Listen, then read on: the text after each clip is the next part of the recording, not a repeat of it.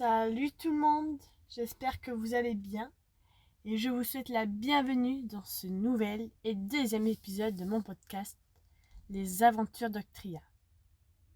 Moi c'est Océane, j'ai 29 ans et j'ai vécu au Canada pendant 2 ans et je vais vous parler de mon expérience où je suis partie seule à l'étranger au Canada et qui a été un grand défi pour moi. Je vous souhaite maintenant une bonne écoute.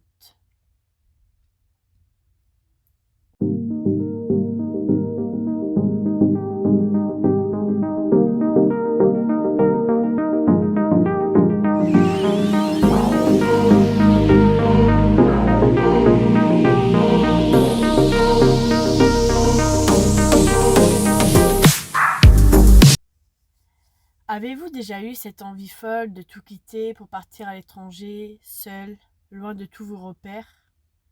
Moi, c'est ce que j'ai fait. Il y a 5 ans, j'ai décidé de relever un défi immense, partir seul, vivre à l'étranger. Ce choix n'a pas été facile, mais il a complètement transformé ma vie. À cette époque, J'étais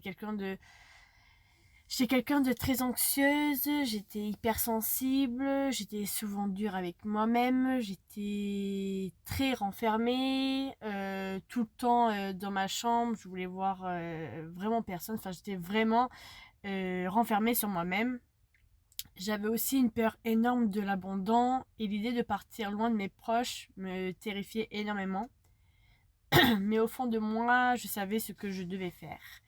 Je me suis dit, de toute façon, on n'a qu'une seule vie et si je ne le fais pas maintenant, je le ferai jamais et je le regretterai. Je suis quelqu'un qui fonce parfois sans trop réfléchir et c'est peut-être comme ça que j'ai commencé cette aventure vers le Canada. Je n'y croyais pas vraiment, il y avait tant de démarches à faire vu que je suis partie pendant le Covid. Il y avait tant d'obstacles, l'attente des réponses pour le visa, l'angoisse de tout quitter après 29 ans dans ma ville natale, la peur aussi de l'échec à 7 000 km de chez moi, donc ça fait quand même énorme la distance. Mais malgré toutes ces peurs, je sentais que ce voyage pouvait être le début de ma guérison. Je voulais guérir mes blessures, repartir à zéro et enfin commencer une vie qui me ressemble parce que moi l'aventure j'adore ça et puis voilà, donc je me suis dit il faut foncer. Alors je vais vous parler un peu de mon arrivée au Canada, donc à Montréal. Quand je suis arrivée à Montréal, j'avais déjà un pied à terre et un travail, donc j'étais quand même assez tranquille par rapport à ça. J'avais pas trop de stress de me dire où c'est que j'allais dormir, comment j'allais faire pour trouver un travail, etc., etc. Donc ça m'a beaucoup aidé à ne pas me sentir complètement perdue dans un autre pays. Rapidement, j'ai commencé à explorer la ville, vu que j'avais une semaine de vacances entre guillemets avant de commencer le travail, donc ça c'était bien de pouvoir repérer un peu tous mes repères sur Montréal, les métros, les bus, comment me déplacer pour aller travailler. Et puis j'ai dû apprivoiser donc du coup le métro, mais j'ai aussi repris des activités qui me faisaient énormément de bien, comme le yoga et l'escalade. Et devinez quoi? J'ai trouvé une salle qui faisait les deux. Donc si jamais vous avez la chance et l'opportunité d'aller à Montréal en permis de travail, en vacances et que vous aimez l'escalade, le yoga, je vous conseille vraiment une salle qui est au top avec des gens hyper accueillants qui s'appelle Zéro Gravité. Donc c'est sur l'avenue Papineau. C'est sur l'avenue Papineau, entre Papineau et le Mont-Royal. Et franchement, c'est une salle hyper grande avec des voies d'escalade immenses, une salle de yoga trop belle. Enfin voilà.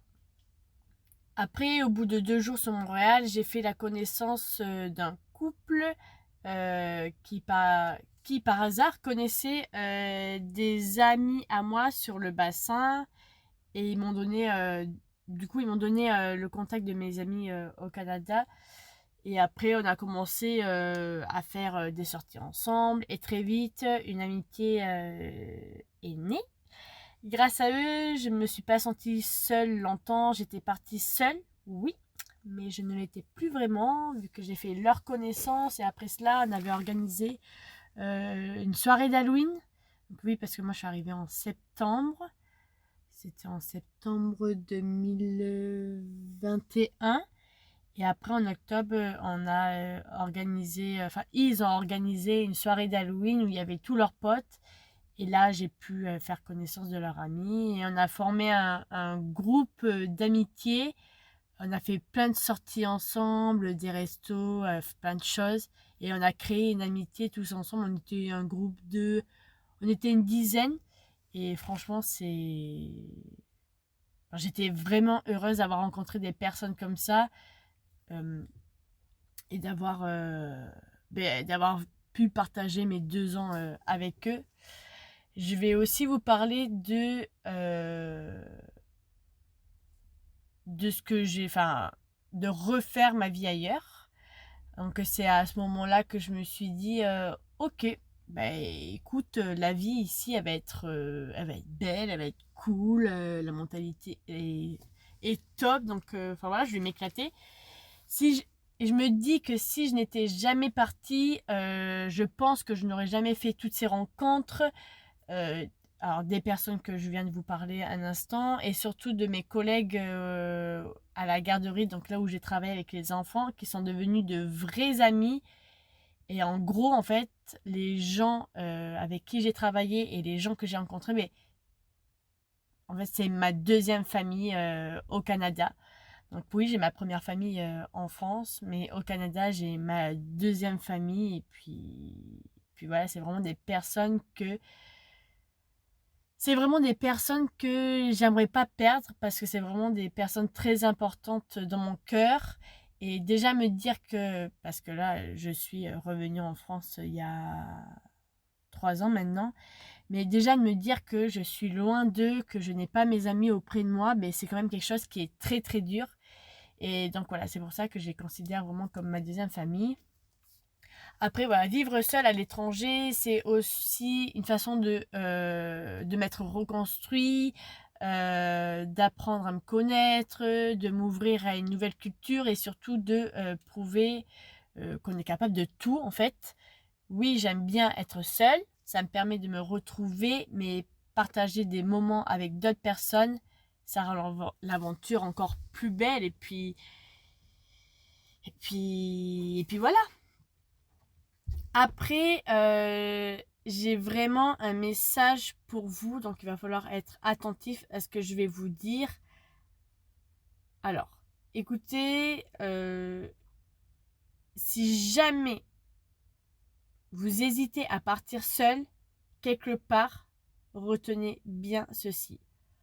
On a tous un passé différent, on avance chacun à notre rythme, mais cette expérience peut être une des plus belles de votre vie, que ce soit au Canada, que ce soit en Australie, que ce soit dans un autre pays. Prenez le temps de vous reconstruire selon vos besoins, à votre manière. C'est un défi, oui, mais aussi une immense victoire personnelle. Donc retenez bien ce que je viens de vous dire. Vous pouvez la réécouter plusieurs fois. Mais voilà, c'est vraiment très très important de passer à autre chose dans sa vie quand on ne va pas bien, quand on a une routine qu'on n'a plus envie d'avoir, etc., etc. Je vous remercie en tout cas d'avoir écouté cet épisode. J'espère avoir pu vous transmettre un peu de ce que j'ai vécu et peut-être vous donner l'envie de tenter vous aussi l'aventure, parce que l'aventure, c'est très très important. En tout cas, n'hésitez pas à partager cet épisode, à me laisser vos retours, à liker mon podcast et on se retrouve très vite pour un nouvel épisode de ce podcast. Bisous à tous!